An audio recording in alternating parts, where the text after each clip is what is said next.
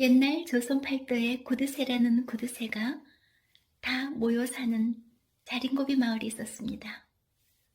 이 마을에 호라비에게 이제 막 보쌈을 당해온 젊고 예쁜 가부가 있었습니다. 이렇게 보쌈되어 온 가부는 자기 의지대로 온 것이 아니기에 낯선 곳이 황당하고 무척이나 어리둥절했습니다. 막상 와보니 아닌 게 아니라 조선 팔도에서 고린내 나는 구드새들은 다 모여 사는 마을이었습니다. 이모, 고모, 삼촌, 사촌, 오촌, 사돈의 팔촌 할 것 없이 마을 사람들 모두가 둘째 가람은 서러운 구드새였습니다. 하필 보쌈되어 온 가부가 온 호래비 집은 마을에서도 으뜸가는 구드새 집이었습니다. 그는 해가 뜨거운 한여름날에도 부채를 펴서 붙이지 않고 코앞에 대고 목이 아프도록 고개를 좌우로 뱅글뱅글 흔들며 부채를 꼈고 평소에도 집신이 다를까봐 사람들이 볼 때만 신고 혼자 있을 때는 들고 다녔습니다. 또 어느 날에는 귀한 장독 뚜껑을 열어두었는데 파리 한 마리가 장에 앉아 장을 맛있게 먹고 있는 걸 본 호라비는 그 파리를 잡으려 하자 파리는 날아가 버렸고 그는 반나절을 쫓아서 기어코 잡아서는 파리 다리에 묻은 장이 아까워 핥아먹고 파리를 놔주었습니다. 정말 자린고비 중에 자린고비였습니다. 아무것도 모르고 밤에 보쌈되어 온 가부는 아침이 되자 호라비 아내가 되었으므로 청소하기 위해 정지 방문을 활짝 열었습니다. 아내는 방을 닦다가 무심히 천장을 보았는데 어머나! 이게 뭐야? 바짝 말라빠진 굴비 한 마리가 대롱대롱 매달려 있는 것이었습니다. 그걸 보고는 매달려 있는 게 끔찍하고 보기 싫어 떼어내어 거름더미 위에 던져버렸습니다. 아침밥을 먹기 위해 방으로 들어온 남편은 천장을 딱 쳐다보고는 그만 얼굴빛이 파랗게 변하더니 아내에게 물었습니다. 아니, 천장이 왜 이렇게 허전하오? 왜 그러세요? 아, 천장에 매달아 놓은 굴비가 그 자반 굴비가 안 보여서 그러는데 밥상을 들여온 아내는 그 굴비 말씀이셔요. 천장에 매달려 있고 보기도 그렇고 해서 거지장스러워 아침에 치웠습니다. 화들짝 놀란 남편은 다급하게 물었습니다. 어디다 치웠소? 거름더미에 내다버렸는데 무슨 일이셔요, 서방님? 아이고, 이게 무슨 일이냐? 그 굴비가 어떤 굴비인지 알고나 버렸어? 그 굴비는 내가 10년 먹을 반찬으로 마련한 것이오. 밥 한술 뜨고 굴비 한번 쳐다보고 또 한술 뜨고 굴비 한번 쳐다보고 이렇게 5년을 해왔으니 앞으로 5년 동안 더 쓸 것인데 거름더미에 버리다니 웬 말이오. 이제야 알아차린 아내는 어찌할 바를 몰랐습니다. 그게 그렇게 귀한 건지 몰랐습니다, 서방님. 남편은 뭔가 결심한 듯 말했습니다. 이제 굴비가 없어졌으니 부인이 굴비 노릇을 대신해야겠소. 앞으로 밥 한술 뜰 때마다 굴비라고 한마디씩 하시오. 네, 그리 할게요. 아내는 남편이 밥 한술 뜰 때마다 굴비를 외쳤으나 하룻밤뿐이 안 지낸 남편 앞이라 부끄러움이 많은 탓에 작은 소리로 굴비를 외치면 남편은 탐탁지 않게 말했습니다. 에이, 싱겁구려. 좀 더 크게 하시오. 또 부끄러움을 무릅쓰고 목청껏 크게 굴비라고 외치기라도 하면 에이, 너무 짜다. 웬 살림이 이리 해프 하면서 면박을 줬습니다. 그렇게 살다 보니 아내도 어느새 구드새 마을 사람이 되었습니다. 그러던 어느 날 남편은 산으로 일하러 나가고 집을 보고 있는데 마침 고등어 장수 소리가 들려왔습니다. 아내는 고등어 장수에 고등어 파는 소리에 저도 모르게 침이 꿀꺽꿀꺽 넘어갔습니다. 고등어 한두 손은 고사하고 반토막이라도 살 엄두가 나지는 않았습니다. 사실 보삼 당해와서 이날 이때까지 생선 구경도 못 해봤으니 그럴 만도 했습니다. 끼니 때마다 굴비를 외쳐대기만 했지 침은 꼴깍꼴깍 넘어가지만 고등어를 살라치면 한 푼이라도 써야 할 텐데 명색이 자린고비 아내가 돼서 한 푼인들 돈을 쓸 수가 없었습니다. 돈 한 푼 안 쓰고 어찌 맛을 볼까 궁리했습니다. 그때 번쩍 좋은 생각이 떠오른 아내는 한달음에 달려나가 고등어 장수를 불렀습니다.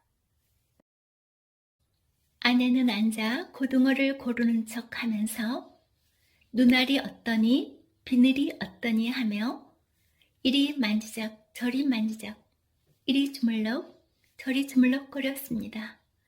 한나절을 뜸들이며 고등어 몸통이고 비늘이고 지르름이고 꼬리 가릴 것 없이 만지작거리기만 하다 손에 비린 것을 몽땅 묻혀 가지고는 안 사겠다고 했습니다. 고등어 장수는 화가 잔뜩 나서 상종도 못할 사람이라고 하며 뒤도 안 보고 가버렸습니다. 그러나 말거나 아내는 그냥 한달음에 집으로 들어와 큰 대야를 찾았습니다. 대야에 물을 가득 받고 비린 것을 잔뜩 묻혀온 손을 씻었습니다. 돈 한 푼 안 쓰고 생선이 먹고 싶은 아내가 국리 끝에 생각해낸 것이 이 방법이었던 것입니다. 비린 것을 다 씻어낸 손 씻은 물을 솥에 붓고 국을 끓였습니다. 비린 것을 묻혀와서 씻은 물은 보기에는 묽은 물인데 펄펄 끓기 시작하더니 생선 비린내가 맛있게도 솔솔 나기 시작했습니다. 아내는 은근히 남편에게 인정받고 싶어서 정성을 다해 국을 맛있게 끓여 방으로 들어가려는 찰나 남편이 생선 냄새를 맡고 깜짝 놀라기에 아내는 신이 나서 낮에 있었던 일을 말해주려고 앉았습니다. 서방님, 오늘 고등어 장수가 왔기에 고등어 고르는 척하고 한나절 앉아서 손에다 비린 것을 잔뜩 묻혀와서 손 씻은 물로 국을 맛있게 끓여놨습니다. 돈 한 푼 안 들이고 생선국을 끓여놨으니 곧 저녁상 차려드릴게요. 이 말을 하고 난 자신에게 뿌듯함을 느끼고 있을 때 그런데 갑자기 아내 말을 유심히 듣던 남편은 칭찬은커녕 펄쩍 뜨며 아내를 나무라며 정말 당신은 손도 해프군. 남편의 칭찬을 들으려고 기대한 아내는 너무 황당하고 기가 막혔지만 그 연유를 이야기하려는 남편의 말을 들어보았습니다. 그 손을 그냥 대야에 씻었으니 참으로 속상하구려. 큰 물 구멍에다 씻었으면 우리 부부가 1년 내내 생선국을 맛있게 먹을 텐데 말이요. 세상에 그 귀한 걸 한 끼에 먹어 치우자고 솥에 넣고 끓이니 그저 너무 허무하고 아깝지 않소? 자린고비 중에 자린고비인 남편의 말을 다 들은 아내는 더 깊이 생각하지 못하고 정말 힘들게 얻은 것을 너무 해프게 먹게 되었으니 나름 속상하여 생선국이 목으로 넘어갈 것 같지가 않았습니다. 자린고비 아내가 고등어 비린 걸 묻혀와 대야에 씻은 일은 금세 소문이 나서 자린고비 마을에 모르는 사람이 없었고 동네 사람들은 모여서 수근수근 됐습니다. 오히려 한술씩 더 떠서 새댁을 타박하며 아휴, 이 집 새댁은 부자되기 다 틀렸어요. 아시다시피 그렇게 살림이 예쁘잖아요. 그런 일이 있으면 그 손을 동네 우물에다 씻었어야지. 그랬다면 온 동네 사람들이 평생 동안 생선국을 먹을 텐데 말이죠. 자린고비 마을에 보삼되어 온 가부 세댁. 조선 8대에 다시 없을 자린고비 마을에서 평생 이 세댁이 칭찬받는 날이 올까요?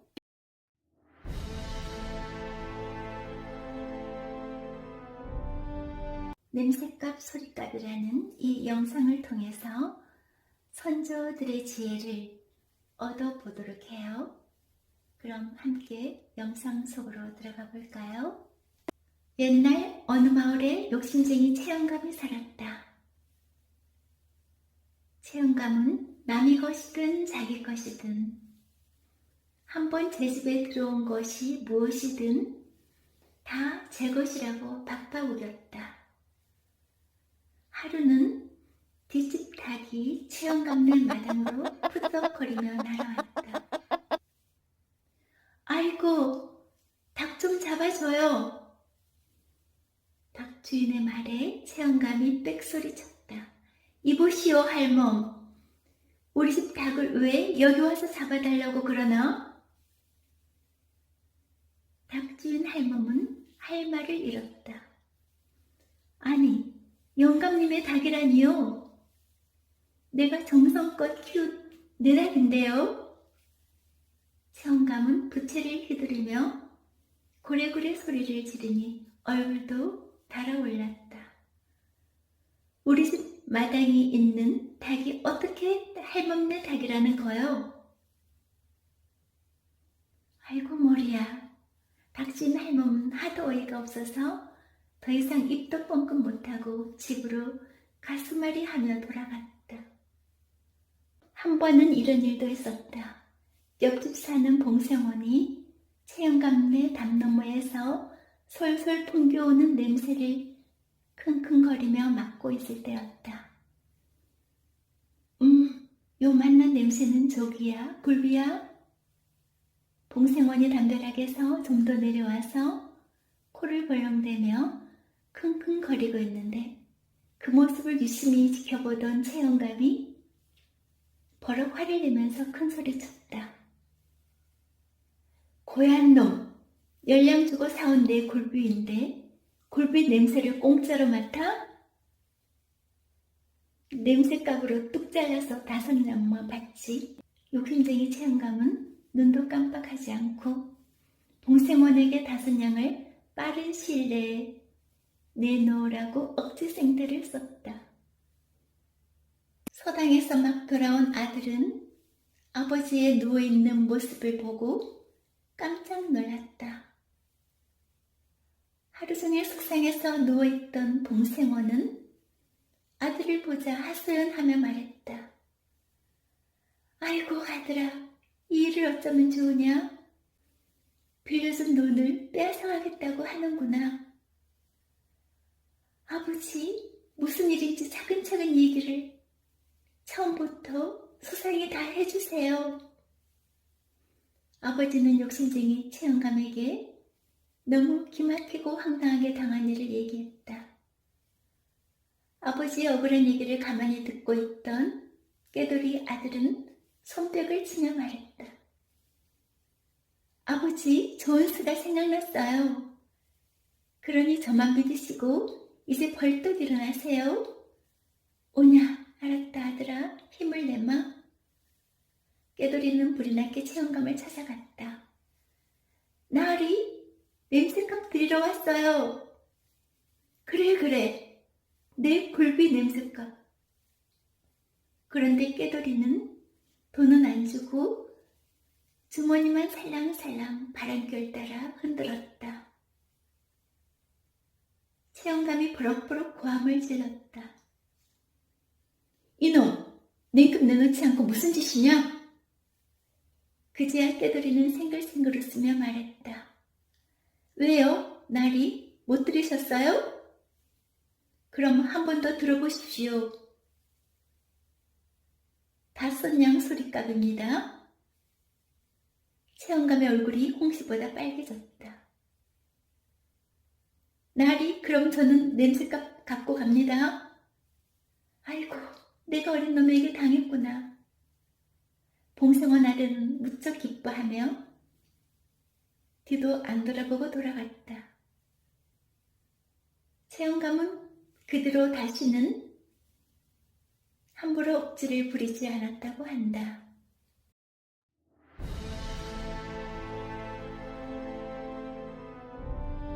완전 반전 매력이 있는 이야기인데요.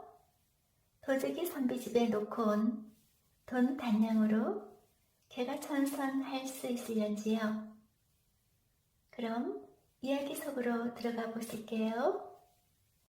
곧은 선비가 살았다. 선비의 집은 무척 가난해서 온 식구가 밥을 굶는 날이 많았다.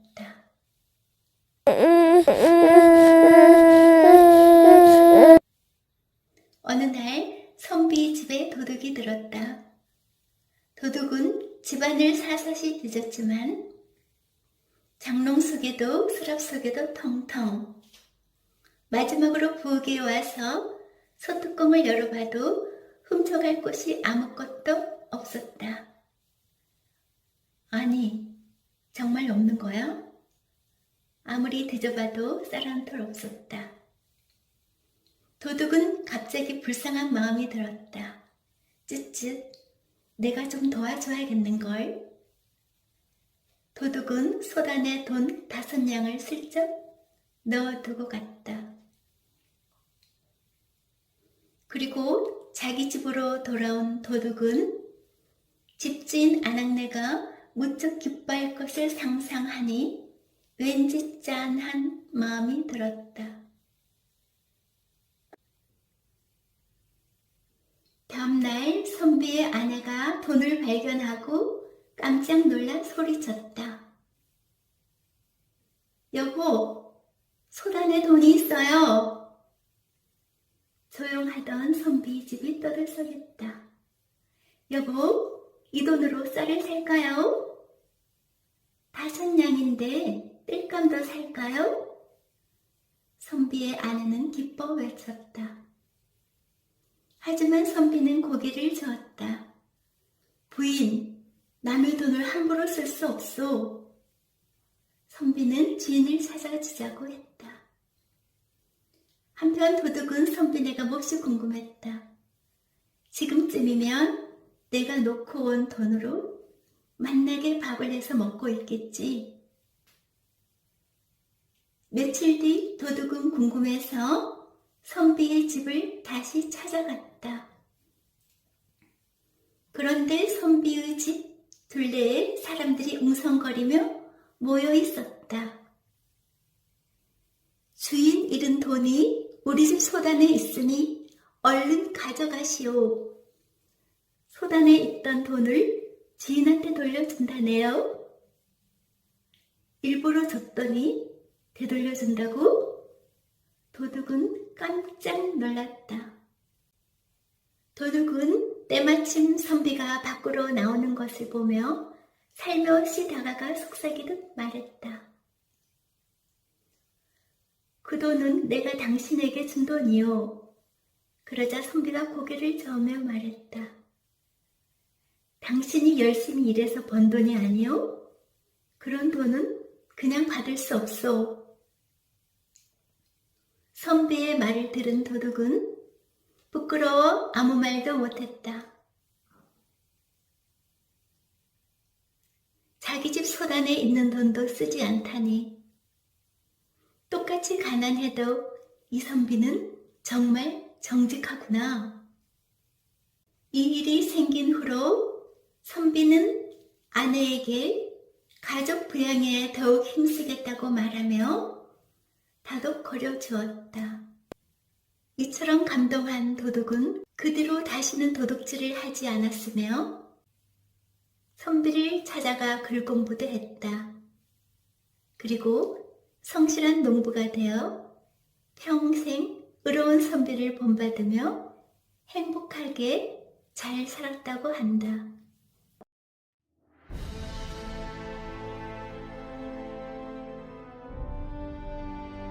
조선시대 제14대 선조왕보다 4년 늦게 태어난 한 아이가 있었습니다. 이 아이는 어릴 적부터 한마을에 장난꾸러기로 소문이 자자하여 모르는 사람이 없는 이항복입니다. 어릴 적 사내 아이로서 장난 안 하는 아이는 없지만 이항복은 남달랐습니다.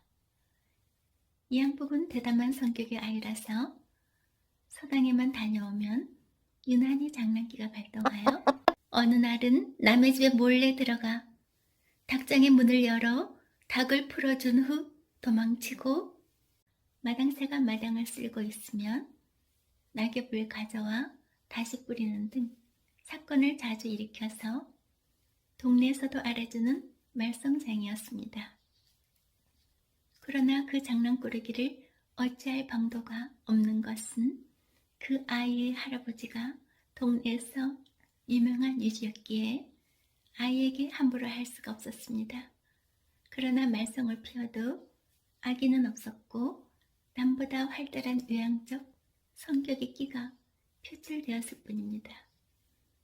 한 번은 이런 말썽꾸러기도 좋은 일을 할 때도 있었습니다. 항복이 집 옆집에는 대감집이 있었고 그 집 담장을 사이에 두고 초가집 한 채가 있는데 나이든 한 가부가 살고 있었습니다. 그 가부는 마당 끝 토담 옆에 한 구리의 감나무를 심어놓고 정성껏 길렀습니다. 매년 겨울이 오면 나무를 따뜻하게 보온을 해주어 따뜻하게 보살펴주므로 나무는 봄이 되면 파릇파릇한 잎과 이쁜 꽃으로 외로운 가부에게 기쁨을 느끼게 해주었습니다. 가을이 되면 가지마다 주렁주렁 달리는 반짝이는 그것들은 큰 행복을 안겨주기에 탐스러운 붉은 감을 가부는 소중히 여겼습니다. 그런데 몇 년 전부터 감나무가 옆집 대감집 담너머로 쭉쭉 뻗어나가더니 탐스러운 붉은 감들이 그곳으로만 열리는 것이었습니다. 이것을 본 양반댁 대감은 감나무 그루는 담밖에 있지만 감이 우리 집 우란에 열렸으니 우리 것이 틀림없다 라고 하면서 감을 모두 나가시기를 몇 년 동안 해가셨습니다. 해마다 이때쯤이면 담 너머의 감은 꼭대기에 딸 수 없는 몇 개의 감만 보였습니다. 몇 해 동안 반복되는 그 상황을 바라보던 가부는 너무 속상하고 슬퍼 눈물이 났습니다. 담 너머엔 양반댁이므로 어찌할 수가 없었습니다. 울다 지친 가부는 집마당 토담벽에 몇 개 안 되는 붉은 감을 보며 위안을 삼아 보아도 가슴이 먹먹해옴을 견딜 수가 없었습니다. 그리고 이번엔 너무 화가 나서 도끼를 들고 나무를 찍어버리고 싶었습니다. 그러나 막상 내려치려니 자식같이 늘 한결같이 어루만지며 사랑을 주던 그 느낌에 그만 멈추고 말았습니다. 마침 장난꾸러기 항복이가 서당을 마치고 지나는 길에 외로운 가부를 만났습니다. 친구도 없이 쓸쓸히 지내는 가부에게 가끔 찾아와 말벗이 되어주곤 하였습니다. 그런데 오늘은 왠지 기분이 무척 우울해 보여 의아해서 다구쳐 물어보았습니다. 할머니, 왜 그러시죠? 무슨 일이어요?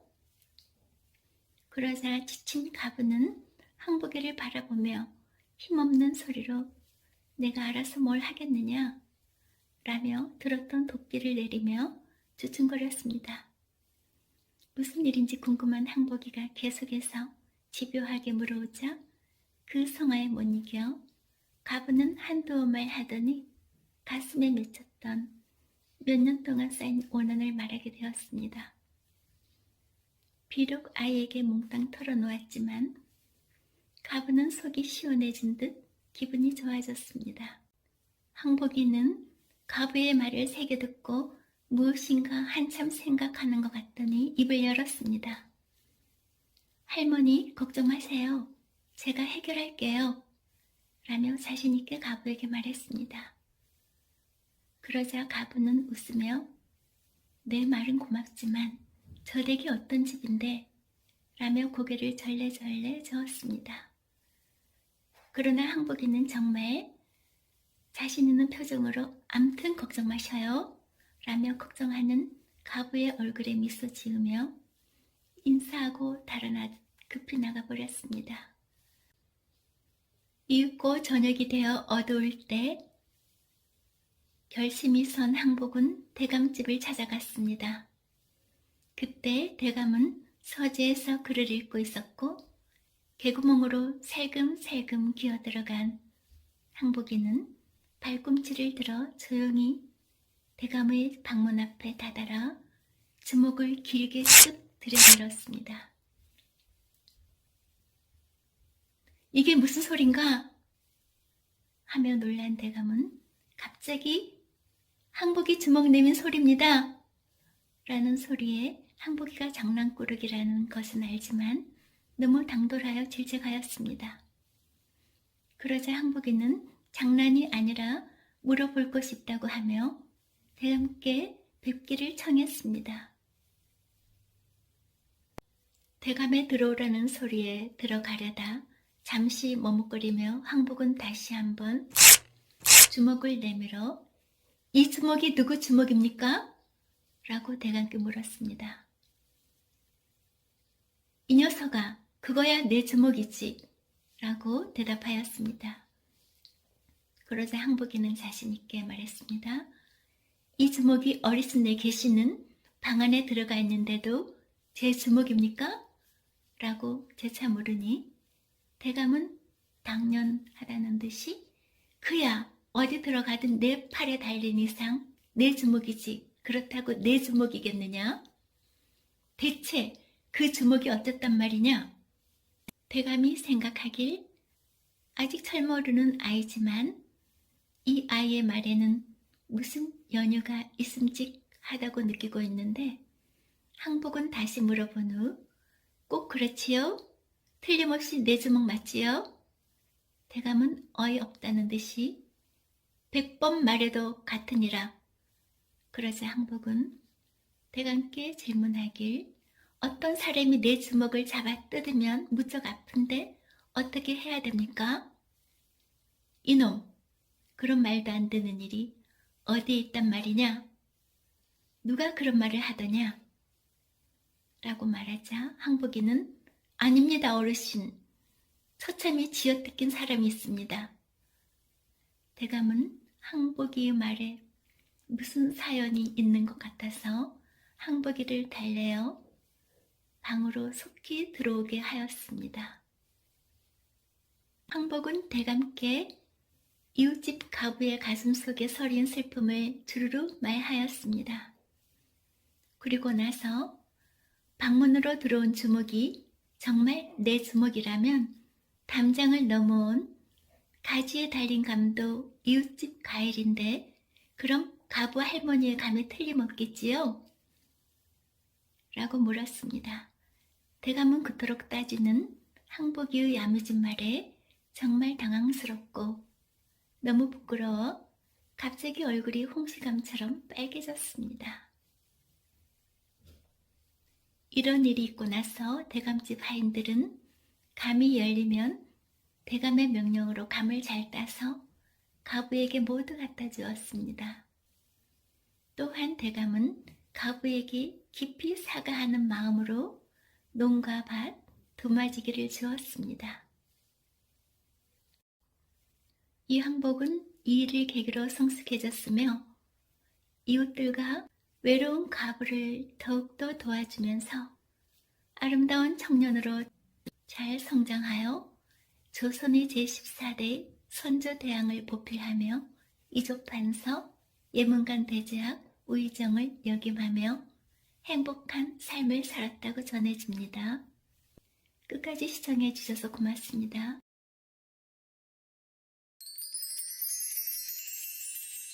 건강한 모습으로 다시 뵈어요. 안녕.